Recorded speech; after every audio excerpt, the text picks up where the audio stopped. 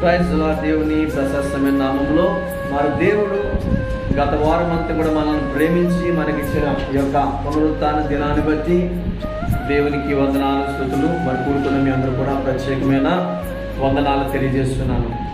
ఇప్పుడు మనం చదువుకున్న మాటలు మరొకసారి చదువుతారా?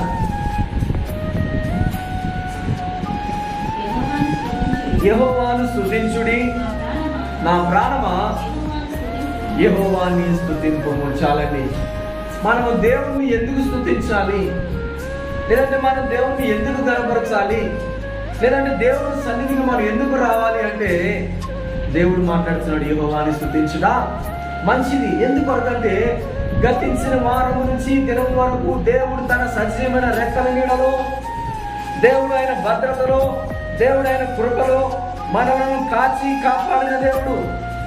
మనకు వచ్చిన వ్యాధుల నుంచి, శ్రమల నుంచి, కష్టాల నుంచి, ఇరుకు నుంచి, ఇబ్బందుల నుంచి, అవమానాల నుంచి, నిందల నుంచి మనల్ని తప్పించిన దేవుడు, మనల్ని ప్రేమించిన దేవుడు.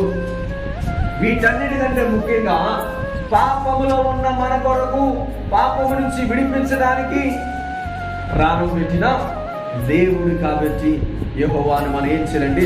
స్తుతించాలి. ఇంకొక మాట మనం చదువుకుంటే, నేను బ్రతుకు కాలం అంతా నా దేవుడిని కీర్తించదను. ఎందుకో తెలుసా? ఈరోజు ఊపిరితో ఉన్నామంటే, ఈరోజు మన గాలి పీల్చుకుంటున్నామంటే, ఈరోజు మన దేవుని సన్నిధిలో ఉన్నామంటే ఆయన మనకిచ్చిన ఆయుష్ కాలం బట్టి, ఈరోజు మనకిచ్చిన ఈ యొక్క నూతన దినాన్ని బట్టి ప్రతిరోజు కూడా గండమే. మనం అనుకుంటాం కదా, ప్రతిరోజు కూడా మనం చాలా క్షేమంగా ఉన్నాం, ఆరోగ్యంగా ఉన్నాం అనుకుంటాం. దేవుని భద్రత మన మీద లేకపోతే, దేవుని కృప మన మీద లేకపోతే, ఆయన కనుదృష్టి మన మీద లేకపోతే ఏదో యాక్సిడెంట్ లో చనిపోతూ, చిన్న జ్వరం వచ్చి చనిపోతున్నారు జనాలు, పరీక్షలు ఫెయిల్ అయిపోతే చనిపోతున్నారు జనాలు, అప్పులు పాలై చనిపోతున్నారు జనాలు, క్రికెట్ బెట్టింగ్ లో అప్పులు పాలైపోయి వాళ్ళ దగ్గర వీళ్ళ దగ్గర డబ్బులు తీసుకున్న డబ్బులు చెల్లించడానికి వారి కష్టము లేక, వారికి రాబడి లేక, ఇలాగా భయభ్రాంతులకు గురైపోయి అవమానానికి వారితో మాటలు పడలేక, ఈ సమాజంలో నా బ్రతుకెందుకు, నా జీవితం ఎందుకు, నేను ఒకప్పుడు మంచిగా బ్రతికాను, ఈరోజు నా బ్రతుకు చూస్తే ఇలాగైపోతుందని చనిపోతున్న వారు కూడా ఎందరో ఉన్నారు. కానీ వారి గుంపులో మనం లేకుండా సజీవుడైన దేవుడిని స్తుతించే దినాన్ని, దేవుని పరిశుద్ధమైన పునరుత్థాన దినములో ఆయన అదేవిధంగా ఆయన మందిరంలో మనం ఉన్నామంటే ఆయన ఇచ్చిన కృపను బట్టి మన జీవిత కాలం అంతా కూడా దేవుడిని స్తుతించాలి. హల్లెలూయా. ఎందుకు స్తుతించాలి దేవుణ్ణి? మన అనుక్షణము కూడా కంటికి రెప్పలా కాపాడుతున్నందుకు, ఆయన భద్రత వలయంలో మళ్ళీ కౌగిటిలో మనం దాచినందుకు, మళ్ళీ మరిచిపోలేనందుకు, మళ్ళీ విడిచిపోలేనందుకు, మన మీద జాలి పడుతున్నందుకు దేవుడిని ఏం చేయాలని మనం స్తుతించాలి, ఆరాధించాలి, కనపరచాలి దేవుణ్ణి. హల్లెలూయా. ఈరోజు మనం చూస్తున్నాం, ప్రపంచ దేశాలలో అనేక చోట్ల భూకంపాలు చూస్తున్నాం, అనేక చోట్ల వరదలు. ఇటీవల కాలంలో మనం చూస్తాం, దుబాయ్లో గంట వ్యవధిలో దేశమంతా కూడా అలా కల్లోలం అయిపోయిందండి. ఏ దేశం అది? ఎడారి దేశం. యెషయా గ్రంథంలో దేవుడు మాట్లాడిన మాట ప్రకారం ఎడారులలో నీళ్లను ప్రవహింపజేస్తాడు. హల్లెలూయా. ఈరోజు ఆ ఎడారి దేశం అంతా నీటితో నిండిపోయింది. దేవుని వాక్కు నెరవేరుతుంది, దేవుని ప్రవచనాలు నెరవేరుతున్నాయంటే దేవుడు త్వరలో రాబోతున్నాడు. హల్లెలూయా. మరి దేవుడు రాబోతున్నాడు, నీవు నేను ఏం చేయాలి? ఈ భక్తి, ప్రార్థన సరిపోతుందా? ఇది దేవుని దగ్గర చేర్చగలుగుతుందా? మనం వాక్యం ద్వారా, విశ్వాసం ద్వారా, ప్రార్థన ద్వారా మన జీవితాన్ని మనం ప్రతిరోజు కూడా క్రీస్తు అనే బండ మీద స్థిరపరుచుకోవాలి, విశ్వాసాన్ని కాపాడుకోవాలి. ఇందాక మనం పాటలు పాడుకున్నాం, వెనుకున్న వాటిని మరిచి ముందున్న వాటి కొరకే మనం పరిగెత్తాలి. ఈ పరుగులో మనం అలసట చెందకుండా, ఓడిపోకుండా, విశ్వాసాన్ని కోల్పోకుండా, గాయాలవుతున్నా, ప్రాణం పోతున్నా క్రీస్తు కొరకు మనం పరిగెత్తాలి. క్రీస్తు రాజ్య స్థాపన కొరకు పరిగెత్తాలి. క్రీస్తు రాజ్యమును మనం ఉండాలంటే మనం పరిగెత్తాలి. ఎలా పరిగెత్తాలంటే వెనుకున్న వాటిని మరిచి ముందున్నది మనకు ఒక యుగం రాబోతుంది, క్రీస్తు యుగం, 1000 ఏళ్ల పరిపాలన. ఆ 1000 ఏళ్ల పరిపాలన నేను ఉండాలంటే, క్రీస్తుకి నేను ఎదురు వెళ్ళాలంటే ప్రతిదినం కూడా నేనేం చేయాలి? దేవునిని ఆరాధించాలి, దేవునిని ఘనపరచాలి. హల్లెలూయా. ఎందుకో తెలుసా? భయంకరమైన దినాల్లో వచ్చి ఉన్నాం మనం. ఇంకా నేడు రేపు రాకడంచి ఉంది. ఇంకా ఏ రోజు ఏ గడి ఏమి సంభవించునో ఎవరికి తెలియని పరిస్థితుల్లో ఉన్న ఈరోజు చాలా మంది ఉన్న భక్తిని పోగొట్టుకుంటున్నారు ఈరోజు. ఎందుకో తెలుసా? అపవాది వారిని ఆ విధంగా వాడి మాయలోనికి తీసుకెళ్ళిపోతున్నాడు ఈరోజు. హల్లెలూయా. అందుకే ఇర్మియా గ్రంథంలో ఒక మాటను చదువుకుందాం. ఇర్మియా రాసిన గ్రంథం 32వ అధ్యాయం 27వ వచ్చిన భాగంలో దేవుని మనం ఎందుకు స్తుతించాలని ఆ మాటకి ఇంకొక మాట చూద్దాం. 27వ వచనం, నేను యెహోవాను, సర్వ శరీరులకు దేవుడను. చాలండి, ఆమేన్. మన దేవుణ్ణి ఎందుకు స్తుతించాలంటే యెహోవా ఈరోజు ప్రాణము కలిగిన ప్రతి సర్వ శరీరము కలిగిన వ్యక్తికి దేవుడిగా ఉన్నాడు.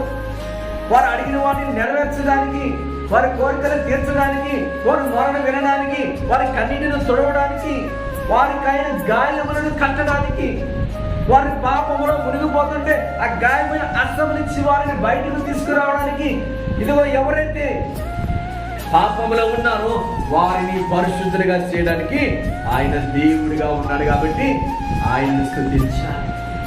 ఎందుకు స్తుతించాలి? ఆయన సర్వ శరీరులకు దేవుడు కాబట్టి, ఆయన నీకు నాకు దేవుడు కాబట్టి, నీ కొరకు ఆయన అమూల్యమైన రక్తాన్ని చిందించాడు కాబట్టి, ఆయన ఎంతగానో ప్రేమించిన కుమారుడిని మన కొరకు పంపించి ఆయన రక్తం ద్వారా పాపములను మనను విడిపించాడు కాబట్టి దేవునిని స్తుతించాలి. ఈరోజు ఆరోగ్యంగా ఉన్నందుకు దేవుని స్తుతించాలి. ఈరోజు మనం ఉద్యోగస్తులు ఉంటూ దేవుని స్తుతించాలి. మనం ఎక్కడికి వెళ్ళినా కానీ, ఎలక్షన్ డ్యూటీకి వెళ్ళినా, లేదంటే వేరొక పని మీద వెళ్ళినా, మన సెలవు వెళ్ళినా, ఎక్కడికి వెళ్ళినా కానీ దేవుడిని స్తుతించడం అనే విషయం మరిచిపోకుండా దేవుడిని స్తుతించాలి. ఎందుకో తెలుసా? ఆయన కంటికి రెప్పలా కాపాడుతున్నాడు అనుక్షణము కూడా. అందుకే అంటున్నాడు, నేను యెహోవాను, సర్వ శరీరులకు దేవుడును, నాకు అసాధ్యమైనది ఏదైనా ఉందా? నువ్వు అడిగింది ఇవ్వకుండా ఉండడానికి అది నాకు సాధ్యం కాదా? ఆయన ప్రాణము పెట్టి తిరిగి లేచిన దేవుడు, మరణమా నీ ముందు ఎక్కడని ప్రశ్నించిన దేవుడు, చనిపోయిన లాజరు 4 రోజులు అవుతే ఆ వ్యక్తిని బ్రతికించిన దేవుడు. ఆయనకు అసాధ్యం కాదా మన జీవితాన్ని మార్చడానికి? లేదంటే మనం అడిగింది ఇవ్వడానికి, మనకి ఆరోగ్యం ఇవ్వడానికి, గర్భఫలాలు ఇవ్వడానికి, ఉద్యోగాలు ఇవ్వడానికి, గృహాలు ఇవ్వడానికి, ఎన్నెన్నో అడుగుతున్నావు, రావట్లేదు అనుకుంటున్నా. కానీ దేవుడి రోజు నిన్ను నన్ను ప్రశ్నిస్తున్నాడు. ఇక్కడ నాకు అసాధ్యమా? నీ కోరికలు నాకు అసాధ్యమా తీర్చడం? నువ్వు అడిగింది నేను తీర్చడానికి నేను ఉన్నాను. నాకు అసాధ్యమైనది ఏదైనా ఉండునా అని అక్కడ ప్రశ్న మార్గంలో ప్రశ్నిస్తున్నాడు ఈరోజు దేవుడు. నిన్ను నన్ను మనందరి హృదయాల్లో ఉంది కోరిక. ఈ ప్రశ్నకి జవాబు ఎప్పుడు దొరుకుతుంది అనుకుంటున్నావు? నువ్వు ప్రార్థిస్తున్నావు. ఈ రోజు నీ ప్రశ్నకి దేవుడు తన వాక్యం ద్వారా, తన మాట ద్వారా జవాబును అనుగ్రహించాడు ఈరోజు. ఆమేన్. నువ్వు అనుకుంటున్నావు కదా, అయ్యో నాకు ఈ ప్రశ్నకి జవాబు దొరకట్లేదు, ఎంతో కన్నీడు కారుస్తున్నాను, ఉపవాసం ఉంచున్నాను, ఎంతో ప్రార్థన చేస్తున్నాను, నా ప్రార్థనకి జవాబు రావట్లేదంటే దేవుడు తన వాక్యం ద్వారా ఈరోజు నీతో మాట్లాడి సూటిగా ఆయన నీతోని మాట్లాడుతాడు ఈరోజు. ఆయన చూడండి, ఇంకా ఇంకొక మాట అంటే 22వ వచనం అదే అధ్యాయంలో ఏమిటంటే, మీకు ఇచ్చేదనని వారి పితరులకు ప్రమాణం చేసి పాలు తేనెలు ప్రవహించు దేశం వారికి ఇచ్చింది. ఇచ్చాడా లేదా? దేవుడు ప్రమాణం చేశాడు, వాగ్దానం చేసి ఇచ్చిన దేవుడు. ఏమన్నాడు చూడండి అక్కడ, మీకు ఇచ్చేదనని వారి పితరులకు ప్రమాణం చేసిందని. ఈ రోజు దేవుడు కూడా ప్రమాణం చేస్తున్నాడు, మీకు అసాధ్యమైన దాన్ని సుసాధ్యము చేయడానికి నేను మీకు దేవుడిగా ఉన్నాను. చూడండి ఎంత చక్కని మాట.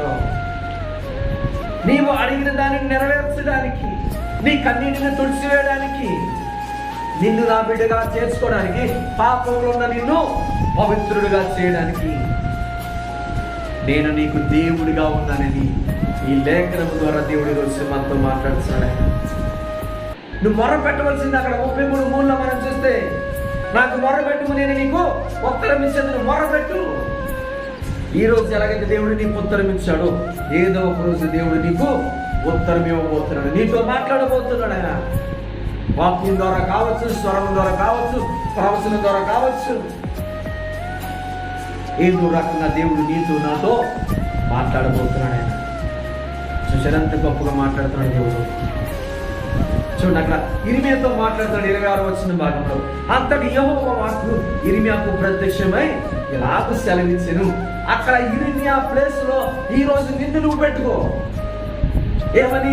ప్రసన్న బాబుని నాతో దేవుడు మాట్లాడుతున్న మాట ఏమనగా, నేను యెహోవాను నీకు దేవుడను. ప్రసన్నని నాకు దేవుడు ఈ రోజు మాట్లాడుతున్న మాట ఏంటి? యెహోవానైన నేను నీకు దేవుడను, నీ ఆలోచనలు, నీ ఉద్దేశాలు ఎరిగిన వాడను, నీ కోరికలను నెరవేర్చడం నాకు అసాధ్యమా, సాధ్యమా? నీవే తెలుసుకున్న దేవుడి రోజు. అది అక్కడ ప్రశ్న మార్క్.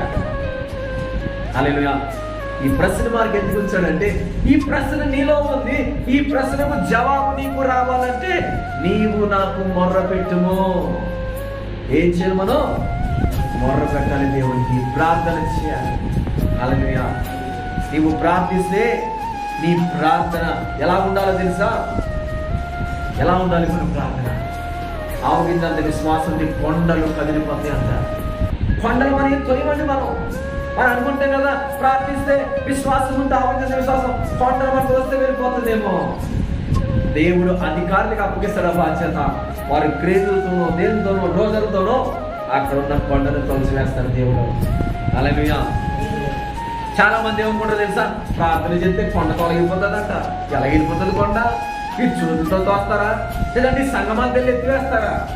ఇలాగ చాలా ఎక్కింది మాటలు మాత్రమే చాలా మంది ఉంటారు. కానీ నా దేవుడు అంటే ఈరోజు నేను సర్వ శరీరులకు దేవుడను. మీరు మొరపెడితే చాలు, మీరు ప్రార్థిస్తే చాలు. ఈ ప్రార్థనకు జవాబుతో పాటు ఏమన్నాడు అక్కడ? నేను నీకు ఉత్తరం ఇచ్చేందును, నీవు గ్రహింపలేని గొప్ప సంగతులను, గూఢమైన సంగతులను నీకు తెలియజేస్తాను. నీకు ఏది ఇవ్వబోతున్నాడు, ఎప్పుడు ఇవ్వబోతున్నాడు, ఎలా ఇవ్వబోతున్నాడు, ఎక్కడ ఇవ్వబోతున్నాడు. మనుషులు మనకి చాలా ప్రశ్నలు ఉంటుంటాయి. బ్రదర్, నాకు ఒక 1000 రూపాయలు కావాలి. నిజంగా ఇస్తావా బ్రదర్? ఎప్పుడు ఇస్తావు బ్రదర్? ఎక్కడికి రావాలి బ్రదర్? ఇలా అంటూ ఉంటాం కదా. ఒక ఆయన ఇస్తాను ఎవరంటే, లేదు బ్రదర్, కన్ఫర్మ్. దేవుడు ఈరోజు అంటున్నాడు, నీకు కన్ఫర్మ్ చేయడానికి ఏమన్నాడైనా, నీవు మొర్ర పెడితే నీవు గ్రహింపలేనివి గూఢమైన సంగతులను, అద్భుతాల గురించి తెలియజేయబోతున్నాడు. ఈరోజు చూస్తున్నాం మనం కొన్ని దినాల ముందు మనం ప్రవచించినప్పుడు దేవుడు మనతో మాట్లాడాడు. భూకంపాలు రాబోతున్న అనేక దేశాలు చూస్తున్నాం. రోజుకు ఒక దేశాన్ని దేవుడు భూమిని కంపిస్తున్నాడు. ఇన్ని చూస్తున్నా మనము మారకుండా ఉంటే, దేవుని భక్తి నుంచి మనము తొలగిపోతే ఎవరు బాధ్యులు? ఇలాంటి ఆఖరి దినాల్లో మనం ఉన్నాయి. అయిపోయింది. ఇంకా దేవుడు రాకడికి ఇంకా సిద్ధపడిమా ఓ సంగమా? ఎలా ఉండాలి? మన సిద్ధపాటు కలిగి ఉంటాను. ఇంకా నా ప్రభు రాబోతున్నాడని, మనకి ఇష్టమైన వ్యక్తులు మనకి ఇంటికి వస్తుందని ఎంతో ఆత్రతతో 1000 కళ్ళతో అయితే చూస్తుంటాం. మా అమ్మ వస్తుందండి, మా నాన్న వస్తున్నాడండి. నేను హాస్టల్లో చదువుకున్నప్పుడు నెలకు 2 నెలలకు ఒకసారి మా అమ్మ వచ్చిన మా నాన్న వస్తుందని తెలిస్తే ఎంత ఆనందం అంటే పట్టలేనంత ఆనందం. ఏదో నా జీవితానికి నువ్వు ఇంకా ఇక్కడ అయిపోయింది నా జీవితం, హాస్టల్ జీవితం.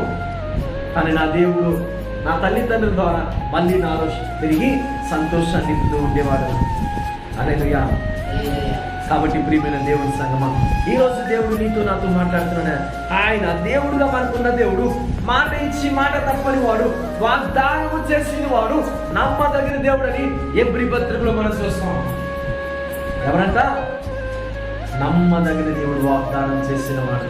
ఈ రోజు నీకు వాగ్దానం చేస్తున్న దేవుడు, మీకు ఇచ్చేదని వారి పితరులకు ప్రమాణము చేసి మాట నిలబెట్టుకున్నాడా లేదా దేవుడు? మోషే ద్వారా ప్రజలందరూ కూడా నడిపించాడు. పాలు తేనెలు ప్రవహించు దేశానికి నడిపించాడు. అంటే దేవుడు మాట ఇచ్చి మాట తప్పని వాడు. మనుషులమైన మనం మాట ఇచ్చి మాట తప్పుతాం, మాట ఇచ్చి మన సైడ్ అయిపోతాం మనం.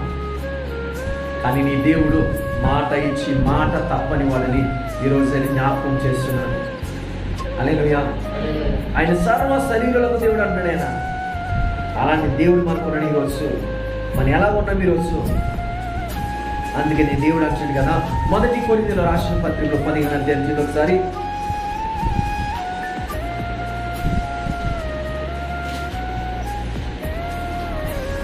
33వ వచనం చదువుకున్నాం. Page number 156. దుష్ట సాంగత్యమును, మంచి నడవడిని, చెరుపును, నీతి ప్రవర్తన గలవారై మేల్కొని పాపము చేయకుడి. దేవుని గూర్చిన జ్ఞానము కొందరికి లేదు, మీకు సిగ్గు కలుగుటకై ఇట్లా చెప్తున్నానని ఈ రోషము గల మాటలు ఎవరు మాట్లాడుతున్నారండి? ఎవరు మాట్లాడుతున్నారు? అపోస్తుడైన పౌలు మాట్లాడుతున్నాడు. హల్లెలూయా. ఆ అపోస్తుడైన పౌలు కొరింథీ సంఘంతో మాట్లాడుతున్నాడు. ఆయన ఏమనంటే, దుష్ట సాంగత్యము మనకున్న మంచి పేరు చెడగొడుతుంటుంది. చూడండి, కొంతమంది పిల్లలు స్నేహాలు ఎలా ఉంటాయంటే, మన పిల్లడు మంచోడే, కానీ ఎదురుడు తీసుకెళ్ళి రారా తీసుకెళ్ళి ఏం చేస్తాడు? ఏదో చేస్తాడు, మనకు కూడా చెడ్డ పేరు వస్తాడు. క్రికెట్ ఆడదామని తీసుకెళ్తాడు, అక్కడికి వెళ్ళి ఎవరు కొట్టు వస్తుంటారు. ఏదైనా రకరకాలమైన పనులు చేసి ఏం చేస్తుంటారు? చెడ్డ పేరును మూట కట్టుకుంటూ ఉంటారు ఈరోజు. ఎవరు వాళ్ళంటే దుష్ట సాంగత్యము. ఎవరైతే మన దుష్టులతో సాంగత్యము చేస్తున్నామో, నీవు మంచివారని కానీ నీ మీద ఏదో నిందలు వేయడానికి, నీకున్న మంచి పేరుని చెడగొట్టడానికి వారు పోతే ఏం చేస్తారంటే మన మీద ఏదో ఒక నిందలు కానీ ఏదో ఒకటి వేసి, వారు ఎలా చెడ్డవారే మనము కూడా చెడ్డవారు కావాలని వాళ్ళని ఏం చేస్తారంటే ఆ దుష్ట సాంగత్యంలోనికి నడిపిస్తుంటారు. అందుకే అంటాడు కదా, నీతి ప్రవర్తన కలవాలి, మేల్కొని పాపము చేయకుడి. ఎలాంటి ప్రవర్తన కలిగి ఉండాలి? దేవుని నువ్వు ఎదుర్కోవాలంటే, దేవుని వద్ద నుంచి నీకు ఆశీర్వాదం రావాలంటే, దేవుని బిడ్డగా నువ్వు దీవించబడాలంటే, దేవుని కొరకు నీవు పాటుపడాలంటే నీతి ప్రవర్తన కలవారే మెలుకుని పాపము చేయకుండా, పాపానికి దూరముగా, పాపాన్ని విసర్జించిన యోబు వలె నీతిగా జీవిస్తే, పాపానికి దూరంగా పరిగెత్తిపోయిన ఎవరండి? హలో, పాపానికి దూరం ఎవరు పరిగెత్తారు? యోసేపు వలె. ఒక పాట ఉంటుంది, చాలా చక్కని పాట. యోసేపు అన్నలను కొట్టేశారు, యోసేపు అన్నలను గుంటలో వేశారు, డబ్బులకి అమ్మి వేశారు. ఎన్ని చేస్తుంది కానీ యోసేపు మాత్రం నీతిని, తన ప్రవర్తనను విడిచిపెట్టలేదు. తన నీతిని కాపాడుకున్నాడు, దేవుని యందు యథార్థంగా జీవించాడు. దేవుని కొరకు ఏదైతే గురి కలిగి ఉన్నాడో ఆ గురిని విడిచిపెట్టలేదు. కాబట్టి ఏదైతే ఆయన ప్రాణము కంటే ఎక్కువగా పట్టు కలిగి ఉన్నాడో దానిని విడిచిపెట్టలేదు. రాజు చంపేస్తాడని భయపడకుండా దేవుని యందు తన భక్తిని కాపాడుకున్నాడు, నీతిని కాపాడుకున్నాడు, విశ్వాసాన్ని కాపాడుకున్నాడు, నీతివంతుడికి నిలబడ్డాడు దేవుని కొరకు.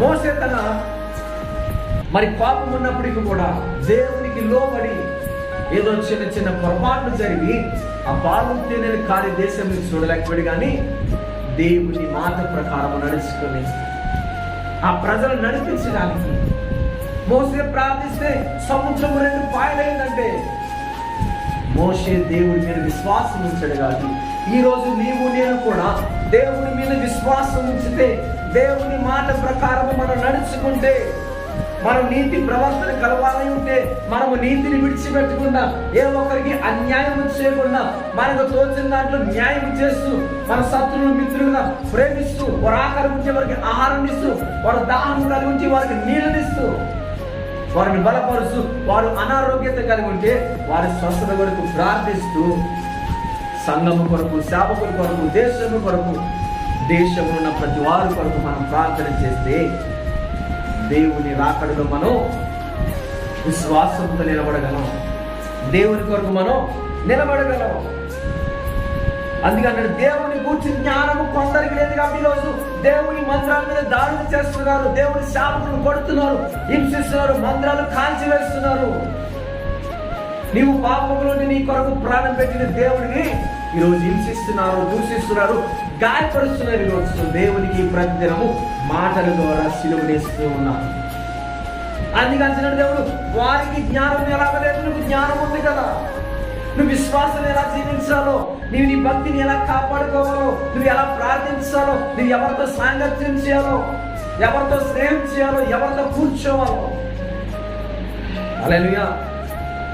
అందుకే దేవుడు అంటున్నాడు, ఏమంటాడు, అపవాసులు కూర్చుండగా పాపుల మార్గం మనం నడవకుండా మన పాపుల మార్గం నడుస్తున్నామంటే అపవాసులు ఆలోచనలు, వారి మాటలు, పాపకరమైన మాటల్లో మనల్ని తీసుకువెళ్ళిపోతున్నారు, నడవడిని తీసుకువెళ్ళిపోతున్నారు, వారు జీవించిన విధానాన్ని మనం వెళ్ళిపోతున్నాం. కానీ మనం దేవుని మార్గంలో నుంచి మనం తొలగిపోకూడదు. ఆయన చూపించిన మార్గంలో మనం ఉండాలంటే ఈరోజు నీతిని కాపాడుకోవాలి, యేసుపోవాలి, భక్తిని కాపాడుకోవాలి, ప్రార్థనను కాపాడుకోవాలి, మనకున్న సత్ప్రవర్తన, ఈ మంచి ప్రవర్తనలో నుంచి మనం దూరం కాకుండా ఉండాలంటే ఈరోజు ఏం చేయాలి? దేవుడిని స్తుతించాలి, దేవుని సన్నిధిలో మనం ఉండాలి. దేవాను మాకు దేవుడిగా ఉన్నావు. దేవుడు ఎంత చక్కగా చెప్తాడండి, నేను సర్వ శరీరులకు దేవుడును, నీకు నాకు దేవుడైనా ఆ దేవుడు ఈరోజు నీతో నాతో మాట్లాడుతున్నాడు ఈరోజు. కాబట్టి మనందరం కూడా మన ప్రవర్తనను కాపాడుకుందాం, మన నీతిని కాపాడుకుందాం. కాబట్టి ప్రియమైన దేవుని సంగమా, ఈరోజు దేవుడు నీతో నాతో మాట్లాడుతున్నాడు ఆయన. కాబట్టి ఆయన అంటున్న మాట, ఇంకొక మాట మనం చూసుకున్నట్లయితే కీర్తన 73 మనం చూస్తే, ఆయనను నేను ఎల్లప్పుడూ నీ యొద్దనున్నాను, నా కుడి చేయి నీవు పట్టుకుని ఉన్నావు, నీ ఆలోచన చేత నన్ను నడిపించదవు, తర్వాత మహిమలో నీవు నన్ను చేర్చుకుందువు. ఎందుకు ఈ భక్తి మనకి, ఎందుకు ఈ ప్రార్థన, ఎందుకు ఈ క్రైస్తవ్యం? చనిపోతే మనకంటే ఒక గ్యారంటీ ఉంది, ఆయన మహిమలో మనం ఉండాలి, ఆయన మహిమ గల రాజ్యంలో మనం ఉండాలంటే మన హస్తాలు ఆయన చేతిలో పెట్టాలి. మన హస్తాన్ని దేవుడి చేతిలో ఉంచితే దేవుడే మనల్ని నడిపించబోతున్నాడు. నువ్వు ఎలాంటి మార్గాల్లో నడవాలో, నువ్వు ఎలాంటి మార్గాల్లో ఉండాలో, నువ్వేమి చేయాలో ఏమి చేయకూడదు ఆయన జ్ఞానముతో మనం నడిపించబోతున్నాడు. అందుకంటే యాకోబు పత్రికలో కూడా, మీలో ఎవరికైనా జ్ఞానము పొదువైనట్లయితే నన్ను అడగండి అంటారు 1:5. జ్ఞానము లేదు మనకి, ప్రభువా ఈ జ్ఞానముతో నన్ను నింపు, నన్ను నడిపించు, నీ బిడ్డగా నీ సాక్షిగా నేను ఉండాలనుకుంటున్నాను. నా బ్రతుకును మార్చు, నా స్థితిగతులను మార్చు, నా బిడ్డలను మార్చు, నా భార్యను మార్చు, నా భర్తను మార్చు.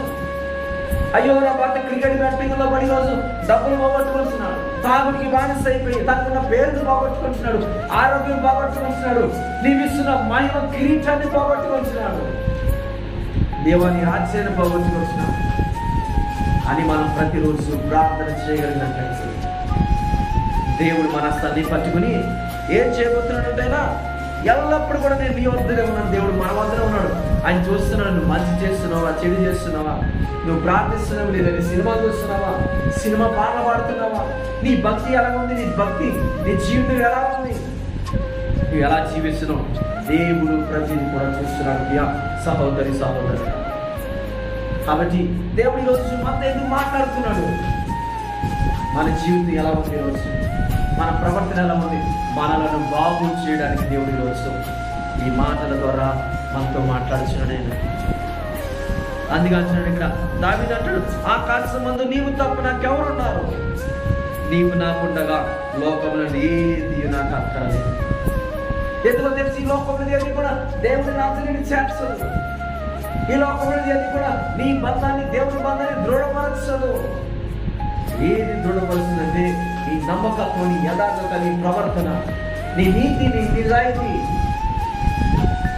దేవుడికి నీకు బంధాన్ని బలపరుస్తుంది. కానీ ఈ లోకంలో టీవీలు బలపరచదు, ఈ లోకంలో వైఫై బలపరచదు, ఈ లోకంలో డబ్బు బలపరచదు, ఈ లోకంలో డబ్బు దేవుని రాజ్యముని చేర్చదు.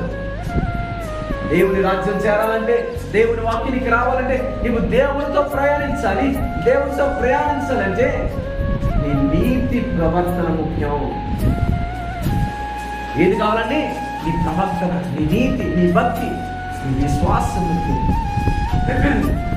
మనం వీటిని కాపాడుకుందాం. దేవుని బిడ్డలుగా ఆయన రాకడ కొరకు నిలుచుకుందాం. ఈ మాటలు దేవుడు మన వినికిడిలో దీవించుగాక. ఆమేన్. ప్రార్థన చేసుకుందాం.